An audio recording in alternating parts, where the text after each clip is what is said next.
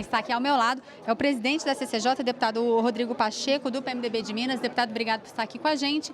Como foi essa reunião? Que conclusão a gente chega? Qual a expectativa de conseguir se marcar, enfim, essa reunião? Olha, foi uma reunião muito improdutiva, infelizmente. Houve uma tentativa por parte da presidência de que fosse feito um acordo entre a oposição e a base de governo para que pudéssemos escolher um dia para pautar a PEC 227, que essa PEC tem gerado toda essa dificuldade de entendimento, que é a PEC que define as diretas em caso de vacância da presidência da República. Então nós tentamos um acordo para que se pudesse estabelecer uma data.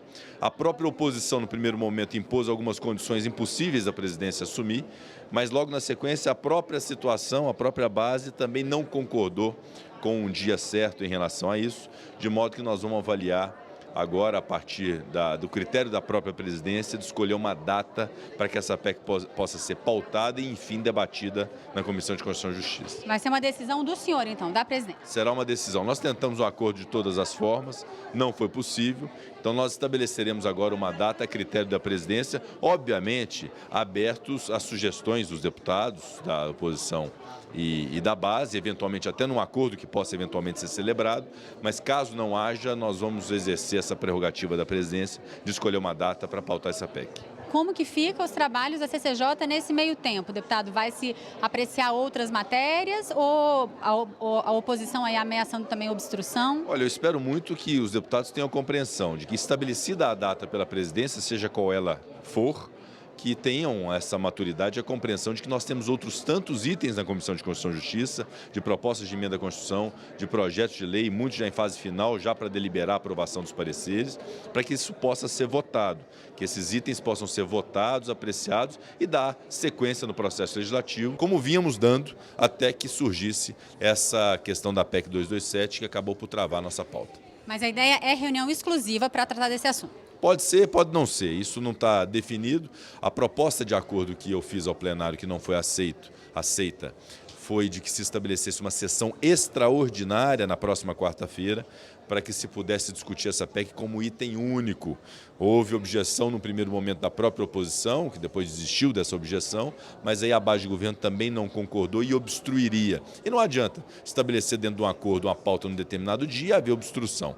Então, a partir de agora, nós vamos avaliar a pauta da CCJ e ver como nós vamos encaixar essa PEC, seja numa sessão extraordinária, seja como um item dentro da pauta ordinária da CCJ.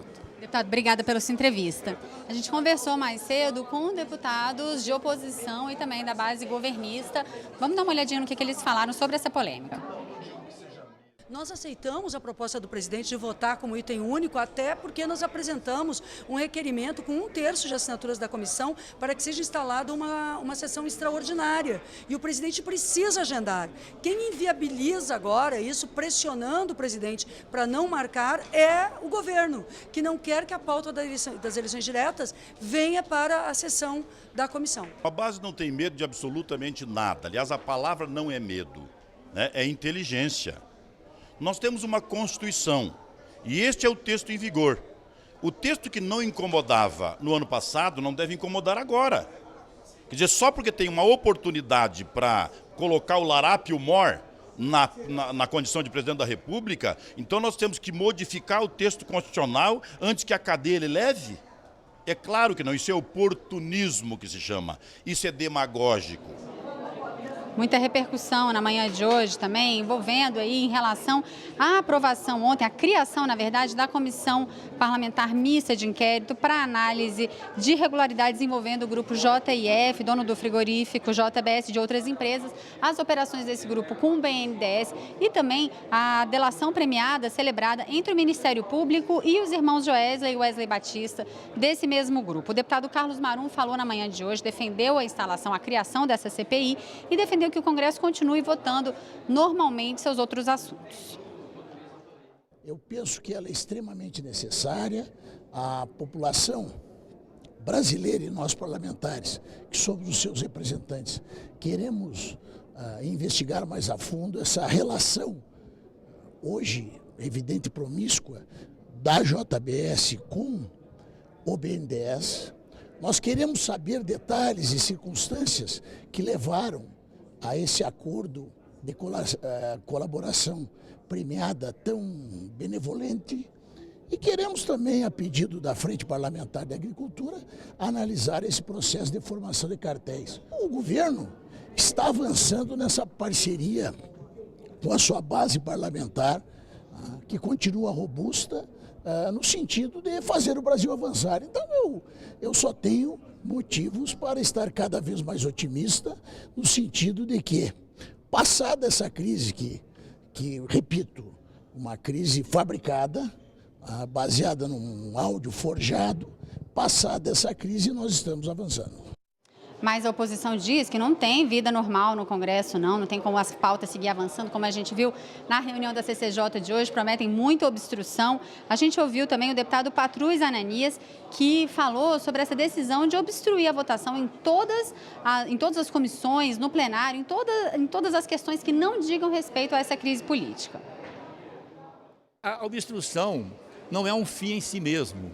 Nós estamos vivendo um momento grave da vida nacional. Gravíssimo. O governo Temer já acabou.